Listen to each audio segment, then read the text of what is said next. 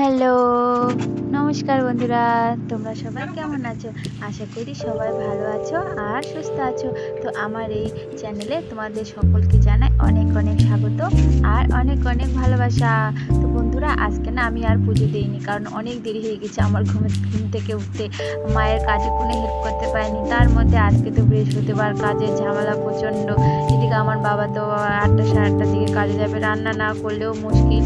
তো মাকে বললাম, তাহলে তুমি পুজোটা সেরে নাও, আমি তার এইদিকে রান্না বাড়িটা সেরে নিই। আর আমার মেয়েকে ওইদিকে কাকিমাদের বাড়িতে রেখে আসলাম। খুব ঝামেলা করে জানো তো, কাজ করতে দেয় না কিছু। তো আমি রান্নাটা সেরে নিয়ে উঠানটা একটু ঝাড় দিয়ে দিলাম। সকালে আমার মা ঝাড় দিয়েছে, পরে আমাকে আবার ঝাড় দিয়ে দিতে হলো। কারণ না, আমাদের বাড়িতে এত ছাগল গরু, এত পায়খানা করে দেয়, দিনে যে কতবার ঝাড় দিতে হয়।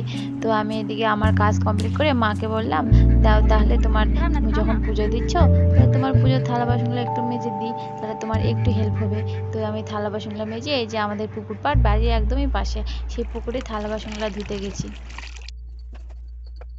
তো আমি থালা বাসনগুলো ধোয়া কমপ্লিট করে আমার বাবাকে খেতে দিয়ে আমার বাবা কাজে চলে গেল। আর এদিকে আমি আমার গ্যাসের ওভেনটা একটু মুছে নিচ্ছি। মুছে টুছে নিয়ে এইদিকে আবার আমার মেয়েরও খাওয়ার সময় হয়ে গেছে, সে তো আছে কাকিমাদের বাড়িতে। এই যে আমার বোনু আমার আমার মেয়েকে নিয়ে আছে, এদিকে আমার কাকিমা রান্না করছে, তো এখান থেকে এখন নিয়ে আসবো। তো ভালো লাগলে লাইক, টাটা।